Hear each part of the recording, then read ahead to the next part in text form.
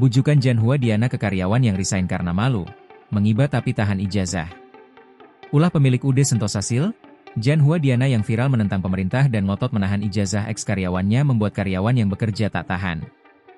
Mereka memilih keluar dari UD Sentosa Sil milik Janhua Diana yang beralamat di kawasan Pergudangan Margomulyo, Surabaya tersebut.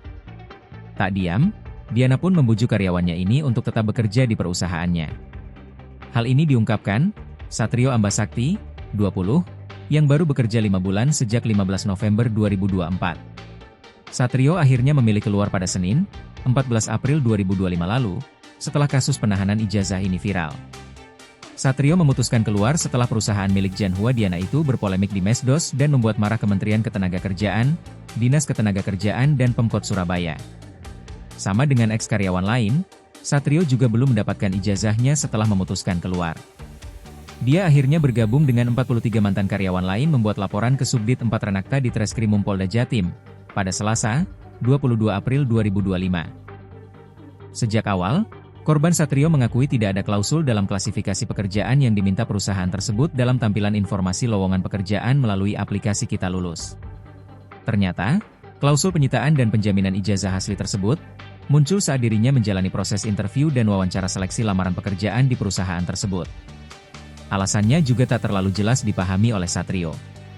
Penjaminan ijazah asli tersebut, setahu dia, dipakai sebagai antisipasi adanya aksi kriminalitas yang dilakukan oleh karyawan. Namun, belakang diketahui, penjaminan ijazah tersebut cuma akal-akalan dalam rangka mengekang pihak karyawan yang bekerja dengan beban pekerjaan tak masuk akal. Dan manakala si karyawan itu hendak keluar atau resign dari tempat perusahaan tersebut, maka pihak manajemen dapat memintai uang senilai sekitar 2 juta rupiah kepada si karyawan tersebut. Sebenarnya korban Satrio sudah pernah menanyakan langsung melalui sambungan telepon mengenai alasan ijazahnya masih saja disita dan tak kunjung dikembalikan kepada Janhua Diana. Responsnya, tetap tidak sesuai dengan yang dikehendaki. Bahkan, sang bos malah memintanya untuk mempercakapkan permasalahan tersebut di kantor secara langsung bukan melalui sambungan telepon. Diana juga berusaha membujuk dirinya untuk mengurungkan niat dan tetap bekerja di perusahaan tersebut. Mengenai adanya larangan dan pembatasan aktivitas beribadah salat Jumat di perusahaan tersebut, Satrio tak menampiknya.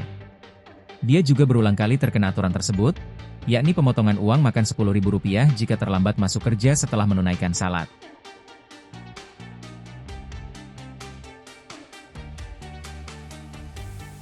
Download Tribun X sekarang, menghadirkan lokal menjadi Indonesia.